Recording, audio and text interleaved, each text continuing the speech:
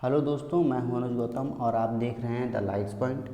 इस वीडियो में हम बात करेंगे रिवोल्ट ऑफ 1857 के बारे में। रिवोल्ट ऑफ 1857 हमारा स्वतंत्रता के लिए सबसे पहला रिवोल्ट था, जो एक बड़े लेवल पर बड़े मास के साथ एक ऑर्गेनाइज तरीके से प्रस्तुत किया गया था। तो ये है हमारी सीरीज़ इंडियन नेशनल मूवमेंट्स की। इंडियन नेशनल मूवमेंट्स हमारे सारे के सारे लगभग जो भी कम्पिटिटिव एग्ज़ाम्स होते हैं उनके लिए इम्पोर्टेंट होता है, क्योंकि अगर आप किसी भी एग्ज़ाम में अगर जिसमें जीएस या हिस्ट्री का पार्ट है उसमें अगर आप देखेंगे तो सिलेबस में ये ज़रूर दिया हुआ होता है, इंडियन नेशनल मूवमेंट्स के बारे में क्वेश्चन आने के चांसेस रहते हैं। तो शुरू करते हैं हम इस वीडियो को। सबसे पहले हम जानेंगे कि ये रिवोल्ट था क्या। रिवोल्ट था क्या मतलब कि जो हम इस रिवोल्ट के बारे में एक ओवरव्यू लेंगे इसके बारे में। तो शुरू करते हैं। It was the first expression of organised resistance against the British East India Company. British East India Company जो हमारे ऊपर एक लाती कहती है कि हाँ, we have right to trade on Indian subcontinent. तो ये कहती है कि हमारे पास ट्रेड का अधिकार है, और तो वो ट्रेड के साथ साथ जब एक पॉलिटिकली अपने आप को इस्टेब्लिश करने की कोशिश करती है, तो ये तो बड़ा लंबा प्रोसेस है उनके इस्टेब्लिश होने का।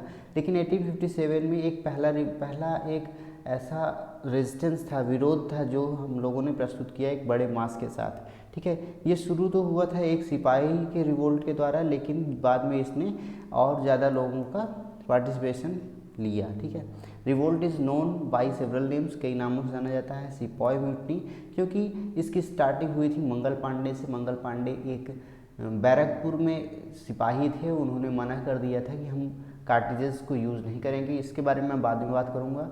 और लोग कहते हैं इंडियन म्यूटनी कहते हैं, ग्रेट रिबिलियन कहते हैं, क्योंकि बड़े मास के साथ हुआ था। और रिवोल्ट ऑफ 1857 एक जनरल नेम है। इंडियन इंसरेक्शन भी कहा जाता है, first war of independence. First war of independence ये नाम दिया गया था विनायक दामोदर सावरकर के द्वारा। अब हम इसकी काजेज़ की बात करेंगे, कॉजेज़ जो हम बात करेंगे, तो सबसे पहले हम जो इमीडिएट कॉज था, जो उसी समय जिससे ये स्टार्टिंग होती है, उसके बारे में हम बात करेंगे। तो ये था कि कार्टिजेस जो ग्रीस्ड कार्टिजेस थी, जो हमारे जो कारतूस थे उनमें एक ग्रीस लगाई जाती थी। ग्रीस के बारे में एक र्यूमर ये स्प्रेड हुआ था कि ये इसमें जो फैट यूज़ हुआ है वो काऊ और पिग का है। ठीक है, जैसे ही ये न्यूज़ स्प्रेड हुई तो दो कम्युनिटी के लोग, जो हमारे हिंदू हैं और मुस्लिम हैं, दोनों में ये बात आ गई, क्योंकि ये काऊ और पिग्स से दोनों को लगा कि उनका धर्म एक तरह से संकट में है, या कहें कि उनका धर्म भ्रष्ट हो रहा है। ठीक है, तो जब भी ऐसी बातें होती हैं तो सेंटिमेंटल जो इशू होते हैं ये काफ़ी तेज़ी से फैलते हैं। तो इसमें समस्या क्या थी कि समस्या ये थी, क्योंकि जब भी इनको ये जो राइफल्स की कार्ट्रिजेस थी उनको यूज़ करना पड़ता था, तो उन्हें दांतों से चबा के पेपर को निकालना पड़ता था, तब उनको यूज़ तब उनको यूज़ किया जाता था। तो इससे ये समस्या दोनों कम्युनिटी की थी। बाद में लॉर्ड कैनिंग ने कहा कि हाँ, जो हमने ये कार्ट्रिजेज आई हैं इनको हम वापस किया जाएगा, लेकिन उससे पहले ही ये पूरी र्यूमर फैल चुकी थी। ठीक है, मार्च 1857 की बात है, जब मंगल पांडे एक सिपाही थे बैरकपुर में। उन्होंने मना कर दिया कि हम ये नई जो कार्ट्रिजेज हैं उनको यूज़ नहीं करेंगे, और ये मसला आगे बढ़ा और उन्होंने अपने सीनियर ऑफिसर पर अटैक कर दिया। अब जानते हैं कि वो कंपनी जो हमारे ऊपर ट्रेड कर रही थी उसके बाद रूल करने लगी। अगर आप उसमें सीनियर ऑफिसर पर अटैक करते हैं तो आपका अंत क्या होगा आप समझते हैं। तो इस तरह से 8 अप्रैल को इनको हैंग कर दिया गया, मतलब फांसी दे देगी 9 मई। ठीक है, अप्रैल ये है, मार्च में इन्होंने इंसिडेंट ये किया, अप्रैल में इनको फांसी हुई। 9 मई को एक बड़े मास ने, मतलब 85 सोल्जर्स ने, मेरठ के 85 सोल्जर्स ने ये जो राइफल्स थी इनको यूज़ करने से मना किया, जिसकी वजह से उनको 10 साल की सज़ा हो गई। 10 साल की सज़ा होने के बाद अब हम देखते हैं कि मिलिट्री कॉजेज़ क्या थे। देखिए, जब भी कोई अपसर्जिंग होती है या तो अपराइजिंग होती है, रिवोल्ट होता है, तो उसमें हर एक यूनियन के, या कहें तो हर एक वर्ग विशेष की अपनी अपनी समस्याएं होती हैं, जिसके चलते वो आगे बढ़ता है कि हाँ, अगर हम बढ़ेंगे आगे तो हमें शायद इन समस्याओं से छुटकारा मिलेगा। ठीक है, तो मिलिट्री कॉजेज़ क्या थे। मिलिट्री कॉजेज़ ये थे कि पहली बात तो कि जो एक बड़ा मास था पूरे उन कंपनी के मिलिट्री में वो इंडियन लोगों का था, लेकिन फिर भी इंडियन जो हमारे सोल्जर्स थे उनको ब्रिटिश सोल्जर से इन्फीरियर माना जाता था। इन्फीरियर मतलब कि कमतर माना जाता था। और इंडियन सिपाही वॉज पेड लेस, ठीक है।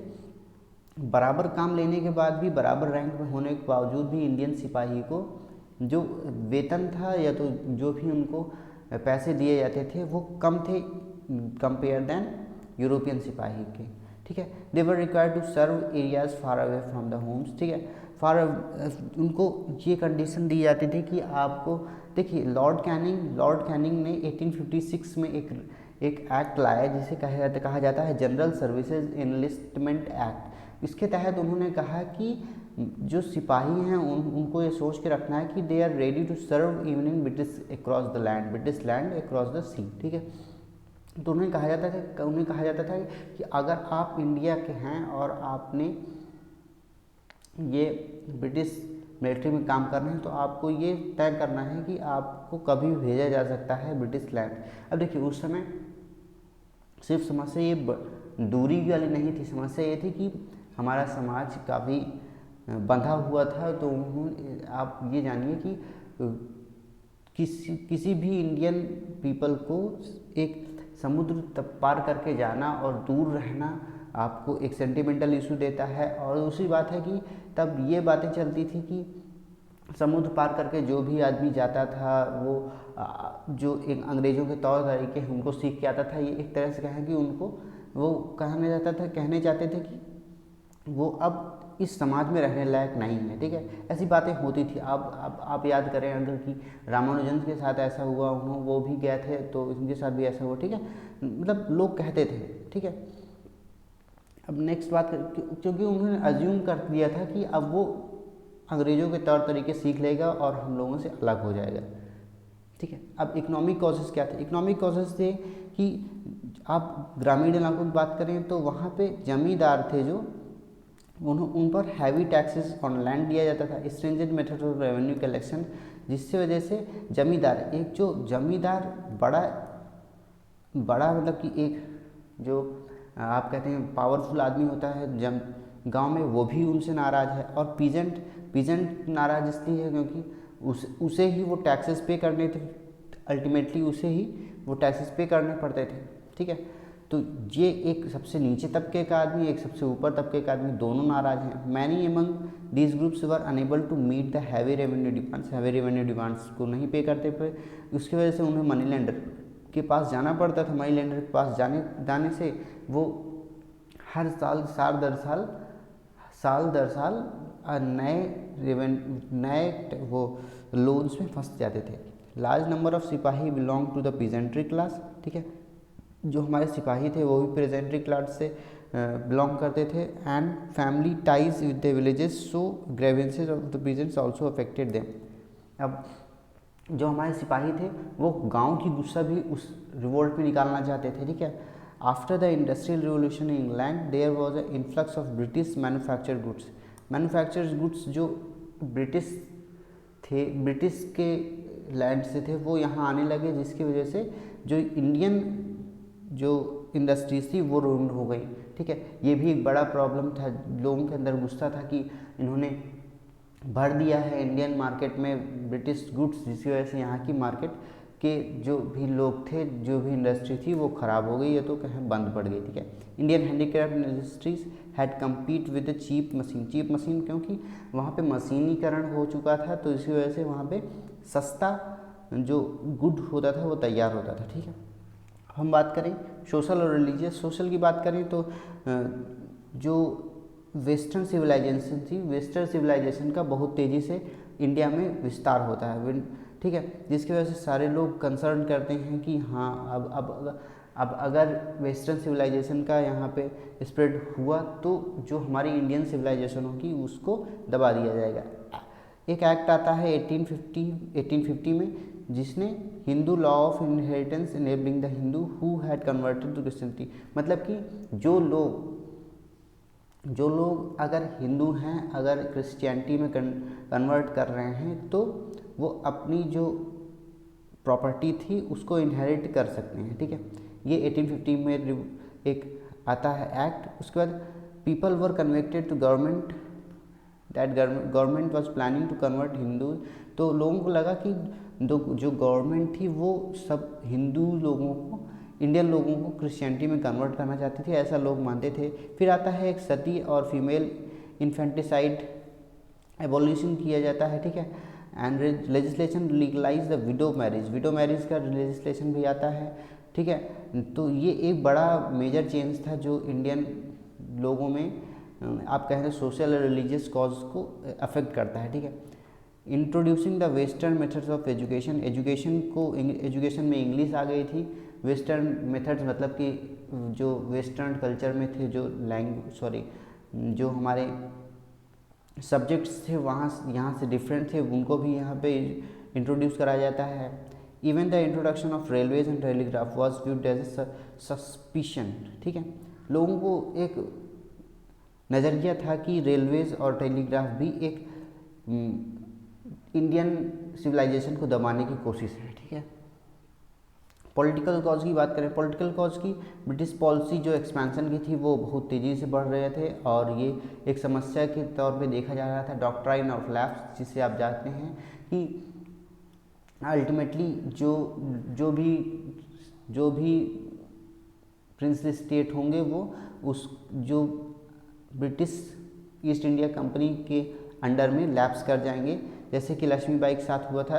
इसमें ये थी कि बात कि अगर आपके पास उनका खुद का बायोलॉजिकल सन नहीं है तो कोई उसको इनहेरिट नहीं कर पाएगा प्रॉपर्टी को, और अल्टीमेटली वो ब्रिटिश ईस्ट इंडिया कंपनी के पास चली जाएगी, ठीक है।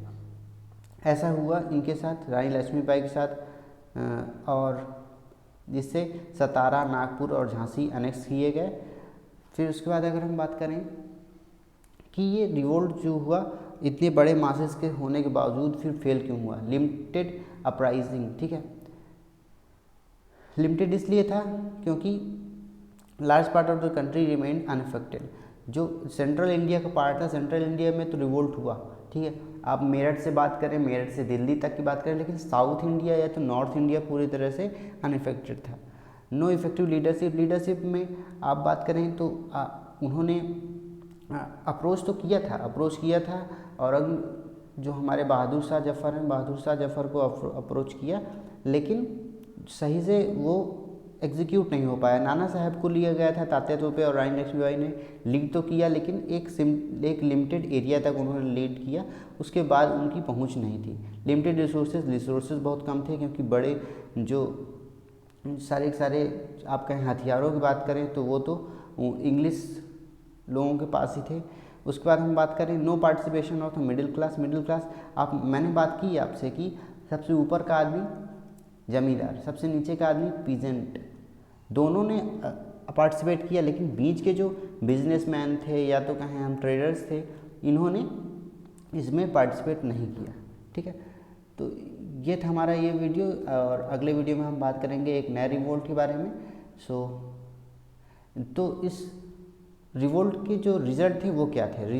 रिजल्ट ये था कि कंपनी रूल एंड किया। कंपनी रूल एंड करने का मतलब है कि अब इतना बड़ा रिवोल्ट हुआ तो ब्रिटिश जो गवर्नमेंट थी वो उन्होंने कहा कि हाँ अब जो ये हमारी कंपनी है, कंपनी के बस की बात नहीं है इंडिया पे रूल करना, तो अब सीधे क्राउन का यहाँ पे रूल होगा, direct rule of British crown का सीधे रूल किया जाएगा और वहाँ से ऑफिसर्स भेजेंगे। This was announce by the Lord Canning ये अनाउंस करते हैं दरबार इन इलाहाबाद।